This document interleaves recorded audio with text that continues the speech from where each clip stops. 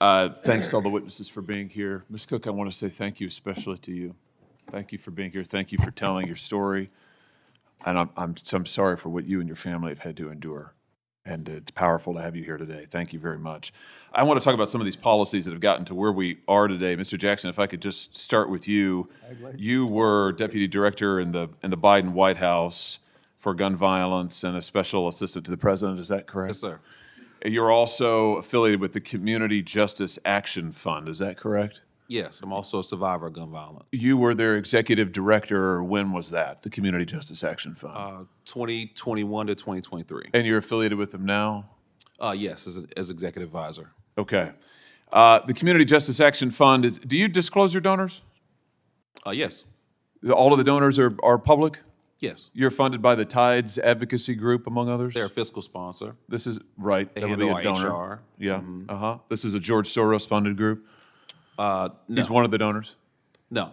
He's a donor to the Tides Advocacy Group? Yeah, that's our fiscal sponsor. So they handle our HR, our back office, our operations. Great. Okay.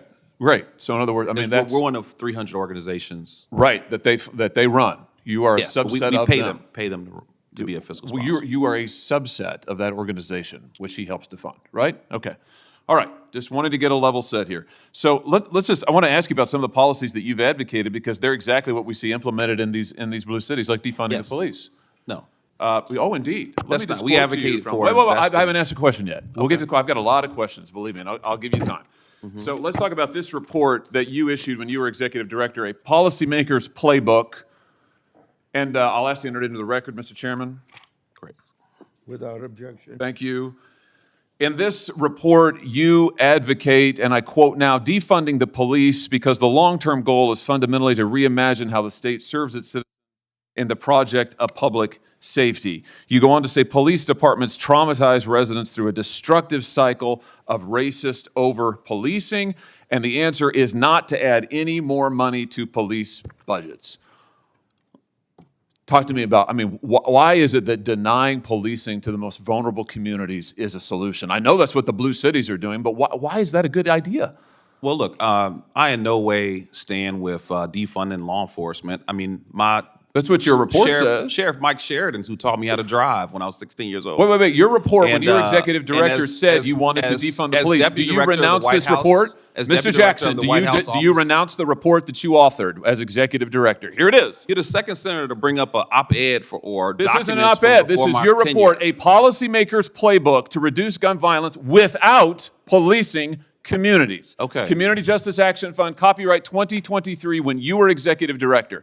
Now you say you don't know anything about it. Now you say that you haven't heard of it, just like the Democrats who all of a sudden say, oh, we're all for the police. They've been advocating defunding them for years. Okay, well, you can look at documents or you can look at results. My question is, do you renounce this report now? You say you no longer agree with this. And my answer is that I led the efforts to invest $42 billion in law enforcement. You've advocated defunding the police as executive director of an organization that you still lead and are affiliated with. Never see me advocate for that directly. What you see me advocate for is a comprehensive approach to reducing violence. Right. The comprehensive approach is defunding the police, which is what this says. The entire time. This is so typical of what the Democrats do now. After your policies have transparently failed and led to the deaths of millions of Americans, now you say you've never heard of defunding the police. Your own report recommends it on page after page after page. Let me ask about something else you say. Here's what you say we ought to invest in. Instead of funding the police, here's what we ought to invest in.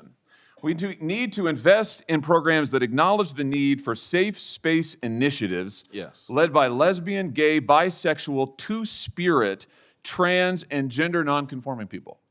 What's two-spirit? Well, look, I don't know exactly. You guys are pulling some interesting quotes. This here. is from your report. If you look at the report, the focus is on investing in violence intervention, outreach workers.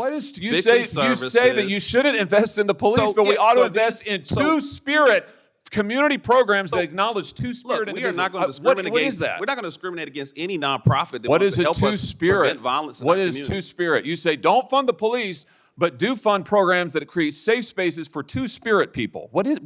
I just want to know. I don't know what that is. I have no idea what that is. Well, I honestly, I'm not completely aware of the language or the spirit of how that was written.